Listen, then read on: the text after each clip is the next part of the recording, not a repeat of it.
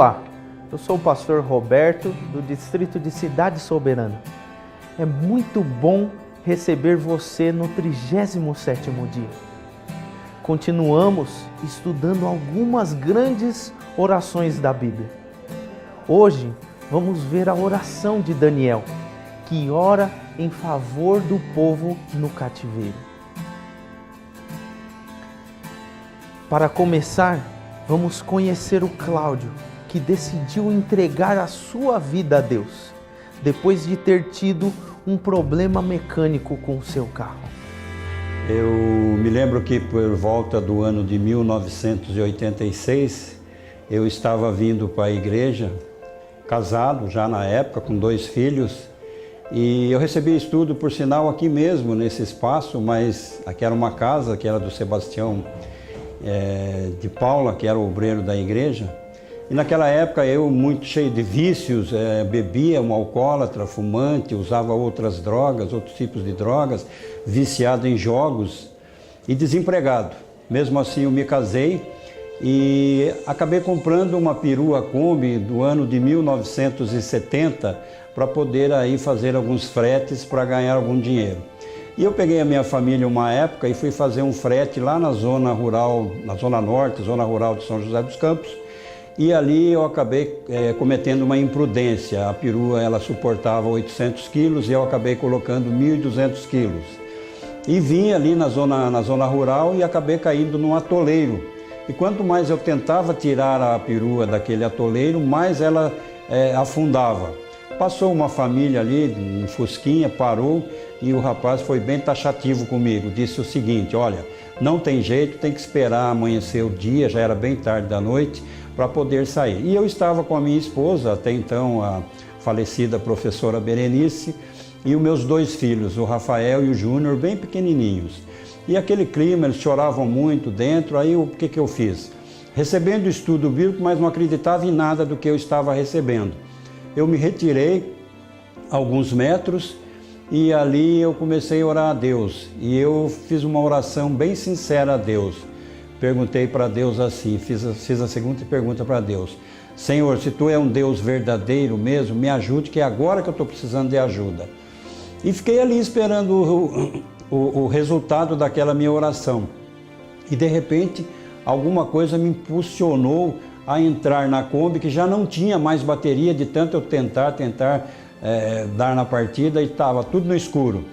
E eu entrei na Kombi, dei partida e a Kombi saiu dali, assim, de uma maneira que eu até então não estava acreditando. E pairou aquele silêncio ali dentro, meus filhos pararam de chorar, a minha esposa também parou de chorar, e nós saímos e vim até que a 2, 3 quilômetros à frente, ganhamos o asfalto e viemos embora. E eu ali então pude fazer um plano com Deus. Senhor, a partir de hoje eu vou prestar mais atenção, vou nos estudos sóbrio, porque até então eu ia embriagado, e fiz um plano com Deus de se batizar e me batizei na igreja adventista e até hoje estou feliz na igreja e tenho recebido assim muitas bênçãos de Deus e nunca mais esqueci esse momento de oração que eu tive ali com Deus. Foi uma oração bem curta, mas bem prática, bem objetiva.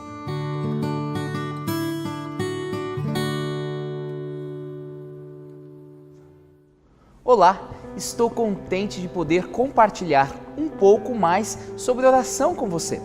Veja essa frase: o que um indivíduo é em segredo de joelhos diante de Deus é quem ele realmente é e nada mais. Simplesmente fenomenal esta frase de John Owen. E a pergunta que fica é: como anda a sua vida de oração? Se existia um personagem bíblico que a oração foi parte essencial em sua vida, esse foi Daniel.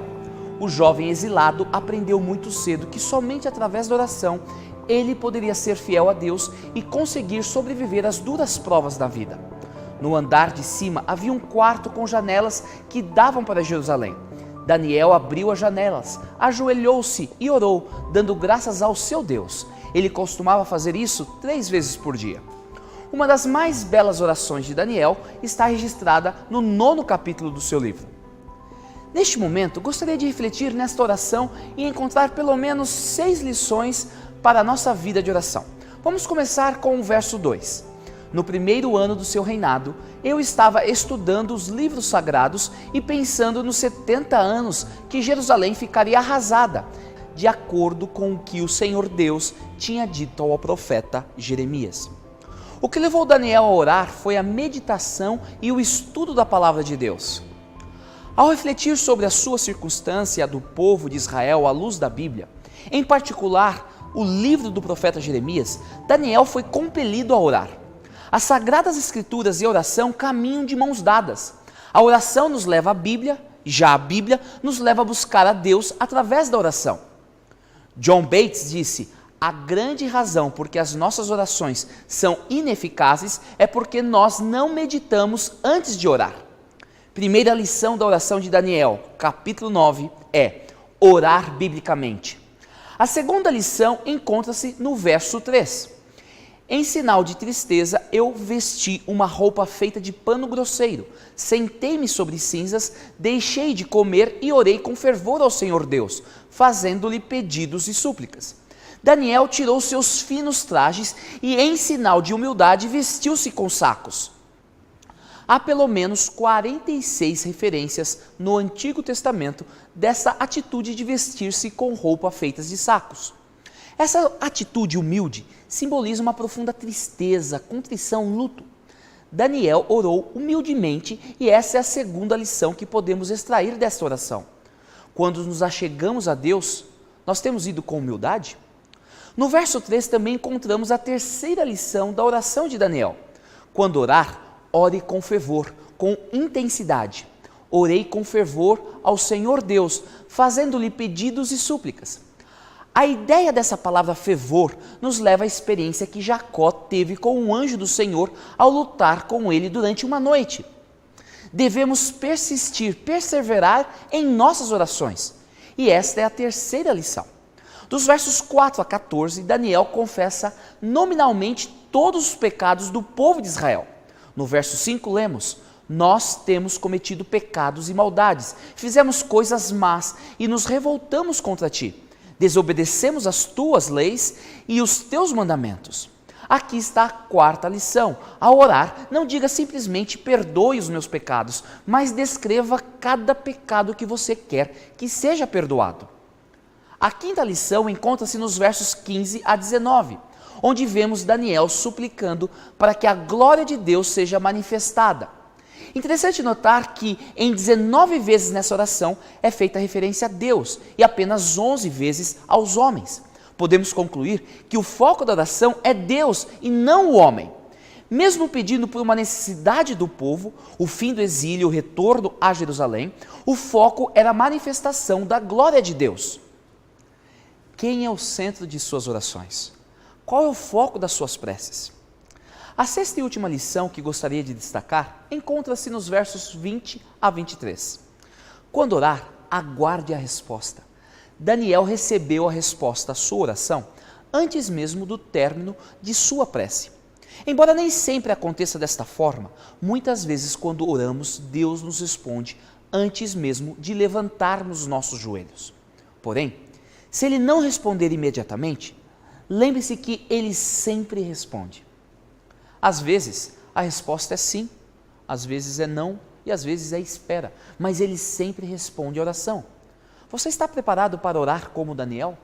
Orar após meditar na Bíblia, orar com humildade, com fervor? Você está preparado para confessar cada um dos seus pecados e buscar a glória de Deus? Crê você que Ele irá responder? Ore agora como Daniel, mas lembre-se que a oração é a chave nas mãos da fé para abrir o celeiro do céu, onde se encontram as ilimitadas bênçãos de Deus.